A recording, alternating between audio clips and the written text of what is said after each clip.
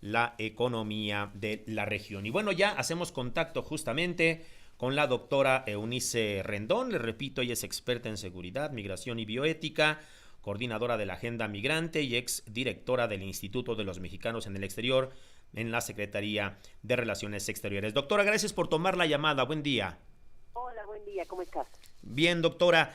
Pues un primer comentario en relación a estos acuerdos. Comentábamos hace unos momentos, de acuerdo a lo que dice ayer la canciller Alicia Bárcena en este encuentro bilateral México-Estados Unidos, delegaciones de alto nivel, pues se llega a la conclusión o se acuerda la creación de un grupo de trabajo para atender este fenómeno de la migración. También, bueno, pues se destaca que están dispuestos a buscar un diálogo con países expulsores de migrantes en Centro y Sudamérica y mejorar la economía justamente de la región. Un primer comentario, doctora. Bueno, primero que nada creo que nos faltan más detalles, es decir, ya tenemos una primera impresión de lo que pasó y estos acuerdos. Sin embargo, valdría la pena saber cuáles son esos grupos de trabajo, qué temas se van a ahondar en ellos, quiénes participarán. Y lo digo porque me parece una buena idea tener continuidad de estas reuniones, que fue también lo que se anunció, pero hay que recordar que en la reunión de Chiapas también de hace un par de meses, en donde vinieron presidentes de la región, también a reunirse con el presidente Andrés Manuel López Obrador, también se acordó lo mismo, realizar grupos de trabajo, dar seguimiento a través de los mismos, hacer reuniones periódicas. Entonces me parece que hay que saber cómo estos dos tipos de grupos de trabajo van ahora sí que a trabajar en conjunto, porque son temas relacionados. Eso es lo primero, pero bueno, es una buena noticia. Sin embargo, creo que sí nos falta el detalle. Otra cosa importante de la que nos falta detalle también es que acordaron en materia, ahora sí que de control y securitización migrante. Hay que recordar que esta visita se da también en un contexto específico, es decir, en una semana o dos después de que los republicanos hicieran que el presidente Biden y su gobierno se sentaran a negociar con ellos en el Congreso para el presupuesto, para aprobarle el presupuesto que está pidiendo para Ucrania o para Israel, y justamente el tema que hubo de negociación en medio fue el tema migratorio. Entonces, incluso se hablaba que los republicanos le están pidiendo reiniciar el programa Permanece en México, que sé que los solicitantes de refugio en Estados Unidos esperaran del lado mexicano. Entonces, no sabemos si eso se tocó o no en la reunión. También le pidieron que limite las visas humanitarias y el tema también del refugio en Estados Unidos y que aumenten las deportaciones expeditas.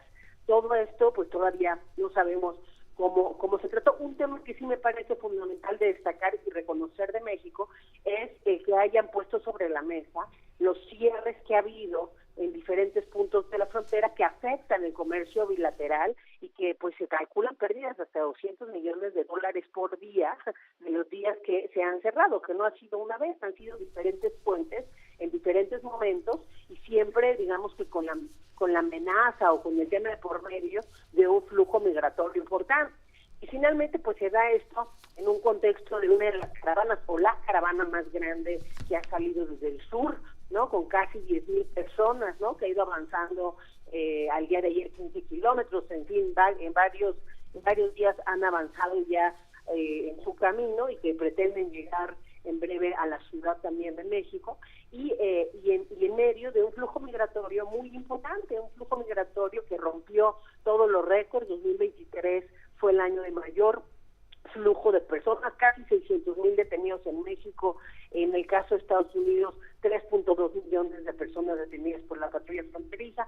Solo en el último mes, 250,000 detenidos, ¿no? Hubo días de hasta 12,800 detenciones. Entonces, creo que en ese ámbito de preocupaciones que Estados Unidos también visita con esta elección, hay que decirlo, es la segunda vez en 3 meses que viene el secretario Anthony Blinken a México, siempre con el tema del fentanilo y migración al centro de estas conversaciones, y también en un ambiente político en Estados Unidos de cara a las elecciones en 2024, que creo que también se mencionó ahí en la reunión, que pues que no ayuda, porque los republicanos están utilizando como bandera política a los migrantes de una forma negativa, están proponiendo cosas xenófobas, racistas, Hace una semana, apenas el 18 de diciembre, firmó Greg Abbott la ley SB4, una ley antimigrante y además inconstitucional, porque el tema migratorio le toca a la Federación y no a los estados en ese país. Pero bueno, seguro va a seguir un proceso tortuoso en las Cortes y finalmente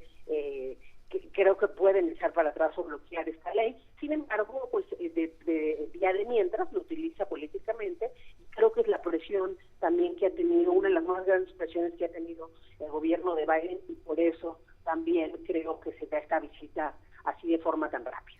Doctora, desde su punto de vista y en base a lo que pues usted comenta hace unos momentos, ¿qué está pesando más en las autoridades estadounidenses? El tema político, esta situación que se le podría complicar al actual presidente Joe Biden para una eventual reelección, el tema de la migración, o verdaderamente un tema humanitario. Bueno, yo creo que está pesándole más el tema político, realmente. O sea, es decir, a Biden le ha costado trabajo. Él hizo algunos esfuerzos por cambiar algunas de las situaciones, por cumplir promesas que hizo en campaña a favor de las y los migrantes. La más importante, que era la reforma migratoria, pues nunca la pudo cumplir, ni siquiera en la primera mitad de su administración, que era cuando tenía más fuerza, porque, bueno, finalmente le estuvieron poniendo el pie de forma constante los republicanos.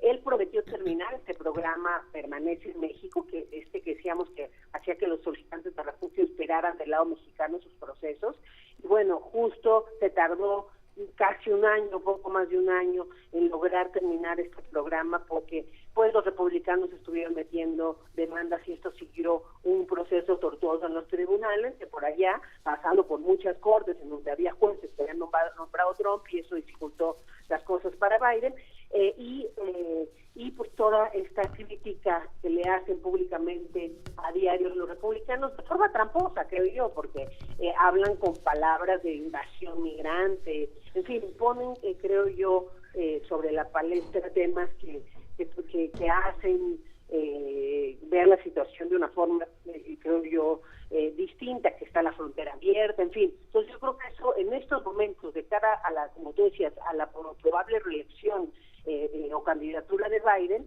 pues le pesa más ese tema.